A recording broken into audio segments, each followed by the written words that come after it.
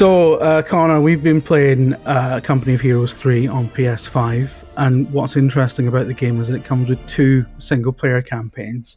It does. Which are, like, they're quite different styles of campaign. Yeah. You played the Italian campaign, which is a dynamic sort of world map campaign where it's got more kind of grand strategy elements as well as the sort of the tactical stuff. You know, the nitty-gritty that makes up the core of the game. You've also got the overworld to think about. Yeah. And I've been playing the North African operation, which is based very much on the actual kind of battles that happened between the British forces and the Africa Corps around Benghazi. And I just want to talk about that initially, because the thing about Company of Heroes 3 is that, like, it's designed to be like a bit of a jumping on point if you're completely new to the RTS genre. For sure, yeah. So there's a number of kind of ways into that, and one of them is, like, I'm one of these boring people who plays video games for the narrative, right, for the story. And people often look at me like, why don't you play video games for, like, the shooting and battering people, for the gameplay, for the competitive experience, for the actual game part of games? Like, no, I just like to be told a story that I have to push buttons on. So, like, I'm weird, but what I love about the North African campaign is that it is telling a story about World War II, a real story about World War II, very much based on the experiences that people in that part of the world had of the Second World War. Yeah. There's a story told through cutscenes about a family living through the occupation of the city of Benghazi as various factions take it over, and then there's a bit where they talk about how, like, you know, we were basically loyal to whoever was in control of the city because that was the only way to get on with life, right? You had to just accept, like, okay, well, these people are here now. And it's a very interesting sort of look at how civilians operated in that time, which you don't really get a window into that with most World War II games because you're just kind of running around shooting Nazis, right? So that was an interesting angle. But this story is told in parallel with and as a juxtaposition to the stuff you actually do in the missions, where you are in command of the baddies. You're in command of General Rommel's Africa Corps. Right, yeah. The infamous Panzer battalion that Hitler sent to kick the British out of North Africa. It's interesting because you on the one hand, you've been told these, like, really personal stories about the civilians, and in the next part of the game, you're in a mission and you're taking over, like, villages and stuff. And you see, like, people from the region who aren't combatants, they're just there and they're, like, freaking out because, like, you know, you got tanks rolling in and stuff. Are they, like, running between buildings and stuff? Like, how's that work? Or are they just, like, out on the road? They're like out. They're in the field, as it were. I guess you're kind of role playing like a German tank commander, so you're not too concerned. I was going to ask, does the game punish you for, like, unloading a tank shell into a building? No, it doesn't. But, like, you know, your focus is entirely on kicking the Brits out of this village. You know, I'm just talking about a specific section that I was playing. Yeah. But you can see these civilians, like, they're there, you know, and these are their homes that you're kind of destroying and stuff. So there are games where it's like, think of the normal people trapped in this, like, horrible world, and then you kind of just jump into, like, you have your regular sort of as scheduled shooting game, like, or whatever game, right? And you kind of put that to a side as, like, a separation from narrative and gameplay, right? I think actually seeing, like, that sort of reality of, like, what was happening back then, sort of actually having presence in the gameplay, I mean, it's impactful, right? You can't just have, like, it was really rough being a civilian in World War II. Anyway, onto the tactical action. Let's put that to the side for a minute, yeah. Well, yeah, exactly. As you say, it's quite impactful. It's quite powerful, actually, to get a sense of this really personal family story, like essentially a family being torn apart by global events that are wildly out of their control, that are having an enormous effect on their little corner of the world. And the character you're essentially playing, you're not quite playing General Rommel, but you're controlling his tanks. You're performing his role in the historical story that plays out. You're not really concerned with the local people. You're concerned with blowing things up and beating the Brits. So I think it's a way of getting you to think about the horrors that people went through in the Second World War, and it really, I think, highlights the callousness of it, you know? So I really like the North African campaign, and I would just say that as somebody who likes narrative, you know, my favorite sorts of games are, like, as you know, like RPGs where you're really immersed in characters and story and stuff. Would you say that having a taste of that sort of, like, narrative behind the scenes helped you get like invested in the campaign? Yeah, I would say so. Yeah, because like in the back of my mind, I was always wondering about what the next sort of chapter of the kind of civilian story was going to be, and how what I was doing now was going to affect it. Yeah. So yeah, the other thing that's good about the North African campaign is as a kind of gentle kind of ease into how Company of Heroes 3 works. You start each mission with a bunch of like really specific units. And often you have to keep those units alive. So it teaches you about like always keep the repair truck handy. For example, there's one mission where you get this radar tank, which is incredible because you can kind of scan quite far ahead in the battlefield and launch mortars at targets that you can't even see, which is like hugely valuable. If you lose that radar tank, your advantage in that mission is gone and you can't replace it because like you don't have a base nearby or whatever. Sure. It really teaches you the value of repair, maintaining the units and stuff. Yeah. Making sure you have a repair queue nearby because they can get killed quite easily. And just trying to be savvy about your unit placement and stuff like that. Right. Because I'll be honest, and we established this in the previous video, I'm an idiot and I don't know how to play strategy. So but I feel like I was being very, very kind of eased into it, and it gives you a taste of the more kind of specialized, like high power units that you can get access to in the other campaign. I was going to say, if you jump straight into multiplayer, right, and you have all these unit options available to you, you might not even understand. Like, obviously, you get scouts, you get like engineers to start with, but like, what's the purpose of each one? Right? Yeah. You have multiple tanks available, you know, which is the best situation. Yeah. It's like you might even you might in multiplayer, like without knowing about it, you might see the option to build a radar tank and be like, well, I don't need that, right? And it's like it's one of the most powerful units in the game, you know, for sure, absolutely. So. And I suppose, like introducing them one at a time, right? Like sort of like drip feeding to you and making sure you actually understand the purposes of them and why they're important. Forces you to work with what you've got, which I think is always good. Absolutely. Did you have much experience with the tactical pause in the campaign at all? No, because as I said, I'm an idiot. Mate, tactical. If we're talking about like great features for sort of new RTS players like yourself, the tactical pause is brilliant. It lets you sort of like put the entire gameplay on pause and see exactly what's going on.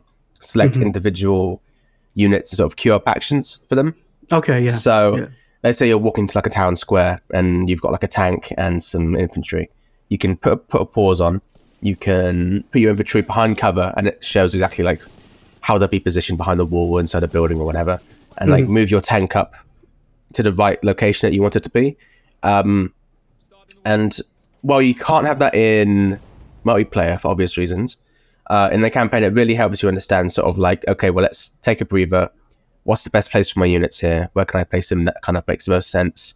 How do I make sure my tank's not showing its belly or it's behind to like an RPG, you know, unit or whatever. And it really made the process of kind of like, in my own campaign, which I'll get into in a sec, it made the process of learning how the game works and, you know, learning the ropes a lot easier for me personally.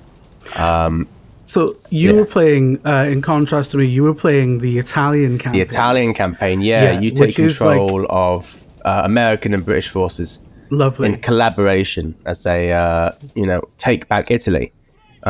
And it's a much more different proposition to the Africa campaign because it is like we were talking about this before. It is it's got that dynamic element and it's got the grand strategy overworld stuff for sure.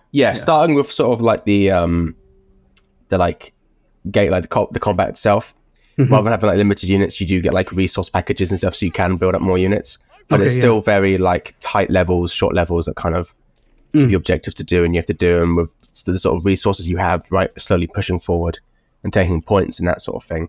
But once you've actually done those sort of combat encounters, you zoom out to like the region itself, and you take command of like different units, different platoons, as you send them out to capture towns and make your way around the region, right? In sort of a more grand strategy sort of point of view.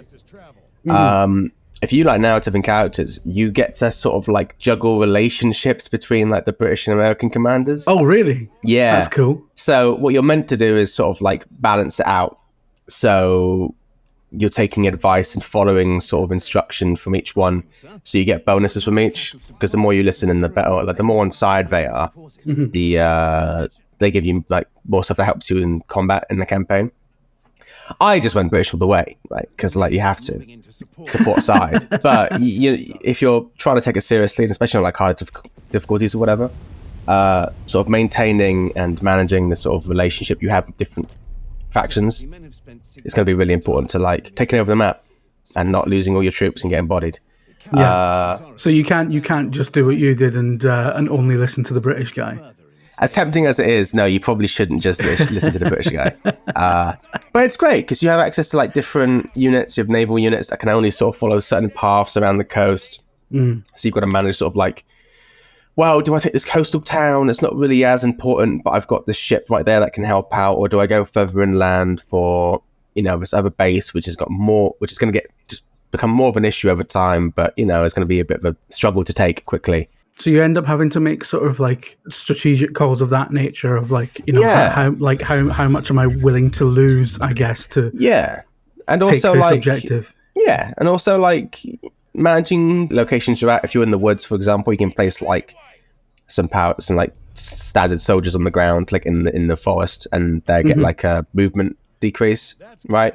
Yeah. So like managing where you're walking and like where you're going and how to actually get to locations is important too. It's a totally different sort of pace to the regular game, but it's like I found it quite fantastic. And when it doesn't have that sort of like civilian narrative, it's not lacking in character and it's not lacking in representation from people involved in the war. This time it's more just like the military side of things.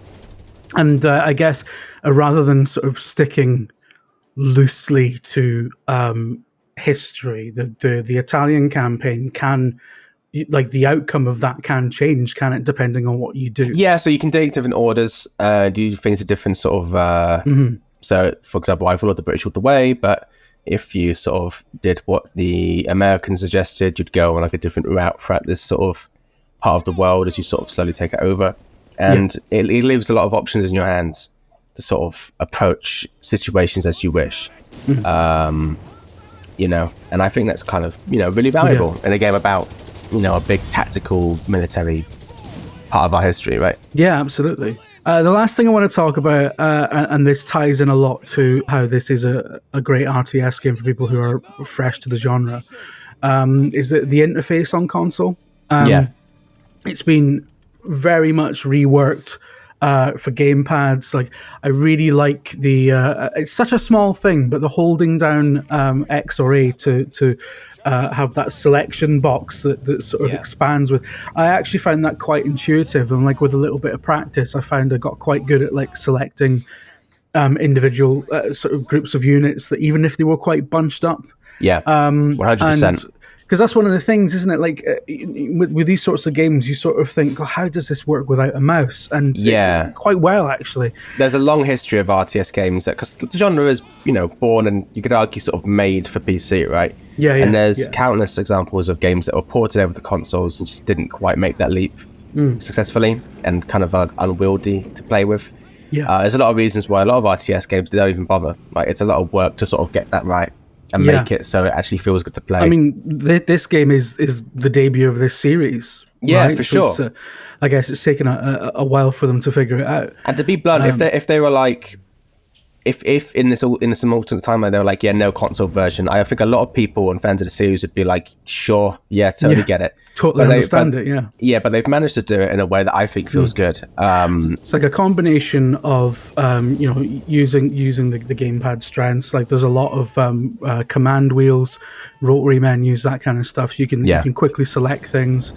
Everything is quite nicely laid out, so you never feel like you're kind of hunting through menus and stuff. But this really works, and I've never felt particularly hamstrung by the fact that I'm using pad instead of mouse. It definitely does feel like the sort of game where if I could just give it to like a family member or a friend, right, without much expertise in sort of the RTS genre on my console, right, it'll just work, and they get the grips of it quite quickly, and it all makes sense, and it's all quite streamlined and easy to understand. Both of these campaigns are really good training for the multiplayer, which is 100%. Obviously 100%. where they kind of like where most of the game lives.